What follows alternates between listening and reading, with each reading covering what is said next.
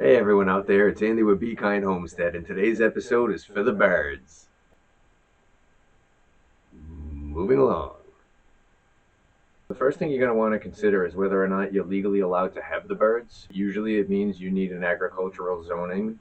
Most cities don't allow birds universally. You can check online to find that information. If not, you can call your local town hall and they'll be able to direct you to whatever department or however you need to find out that local info. The next thing you're going to want to consider is why you're getting the birds in the first place, because it's going to matter in the kind of setup that you're going to want to have. Whether you're trying to have laying birds and just get eggs, usually you can expect about one a day. If you're trying to raise birds for meat, it's a very different setup because you're not so worried about long term. You're trying to raise them quickly. And if you're raising them for breeding, that's a whole new ball game that can be a whole lot more involved and intense. You may need more of an elaborate setup depending on what you're going with. I keep the birds for eggs, so this video is mostly going to pertain to that.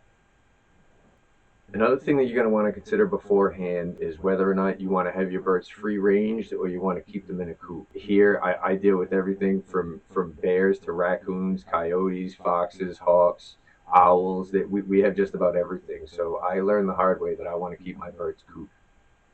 A few other things that I'll mention that you should think of beforehand is whether or not you want a rooster, if you want to breed the chickens. I don't have one here because roosters are jerks and I don't really like them. I don't want to breed birds anyway. I just want them to keep laying eggs. So I don't want a rooster to be around. If you're thinking of getting birds to make money, it's very tough. You have to have a very large amount of birds, in my experience, to make money. And I don't know what kind of regulation it gets when you get up to a certain level of birds because I've only been doing it for myself. This video is certainly going to pertain more to having it for the benefits of a homestead or just for your family or personal or selling on a roadside stand. This isn't any startup for a factory farm, that's for sure. So now that you're done with step one, it's definitely time to move on to step two, which is building structures and housing for the birds themselves. I'm going to start with the run on the outside. I'll show you guys my setup outside. It's a pretty simple 2x4 build with some exterior paint and 4-foot chicken wire. It's not that hard to do. Whatever you are doing outside, there's certainly a few things that you do want to be aware of. First and foremost is predators. You want to protect high, low, and all around, of course. I used chicken wire on the top and the sides around the base of my run because I'm in the woods and I have plenty of logs to use. I use a lot of logs and a lot of leftover wood, but you do want to make sure that you have something around the outside to avoid animals from digging in. Another thing you want to have in the run for sure is a lot of perches and things for the birds to climb up on. It's just a way to make a better use of the square footage so the birds can spread out high and low rather than just being all cooped up and walking around on the ground only. You want to think of it as a three-dimensional space and go up with it too and put as many perches and just things that they can monkey around on because they really like doing that. Last but complete opposite of least, we have the coop inside. As you can see, I have a bit of a unique setup because of my barn. I will say that if I didn't have the barn, I would still use a shed or something that I can walk into like this. It's just much easier to clean in and get around in, period, and I much prefer it.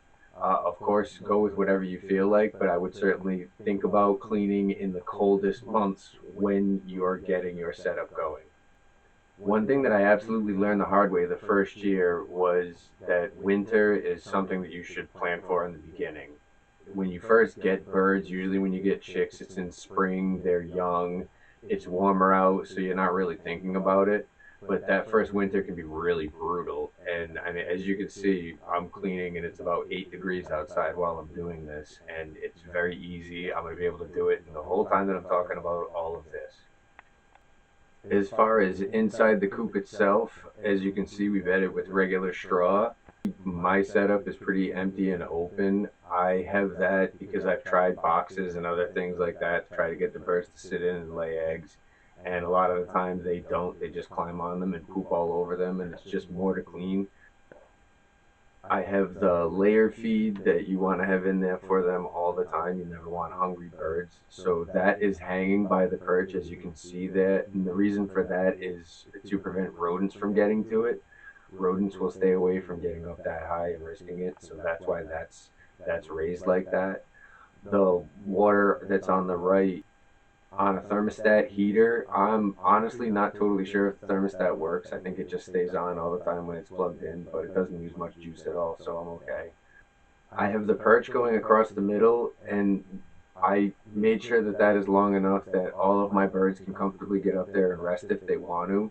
One thing to be ready for is the thought that, especially if you're dealing with cold winters, you're going to have long amounts of times where the birds are going to spend time in the coop.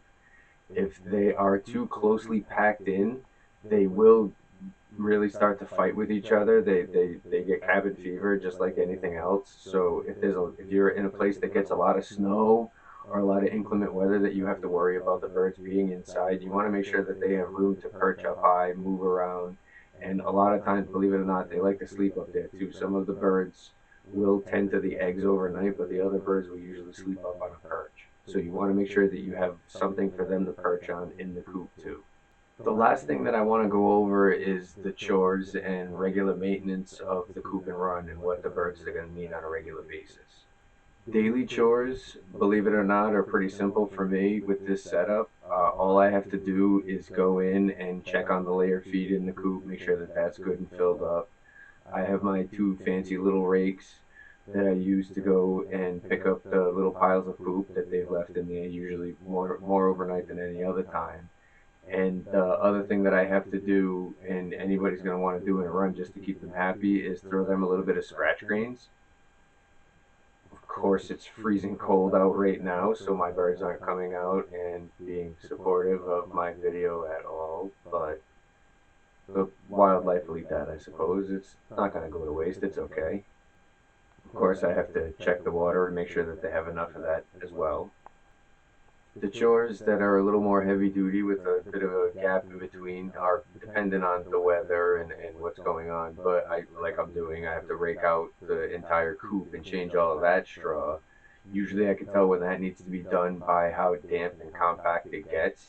I'll use those same rakes that I use to scoop up the poop, and usually I go in there and just fluff the straw around because I don't want it to get too damp underneath. I kind of want to mix it around once in a while anyway. So when it starts to get to a level where it's damp and compact within a day or two of me fluffing it up, then it's usually about time to change it. In the run itself, there's pine bedding that we use when the run starts to get stinky. Usually in spring, it takes a whole ton of it. This spring will be the first one that I'm actually going to have to go out there because the bedding built up enough that I have to shovel some out, but I can pile that up and use it as fertilizer next year. That's really all that there is for the outside as much, is basically the pine bedding and keeping that at a decent level. As it stinks, I'll just add more bedding, and that's about it. So that's my beginner's checklist of what you're really going to want to go through before you get the birds and have them in-house at all.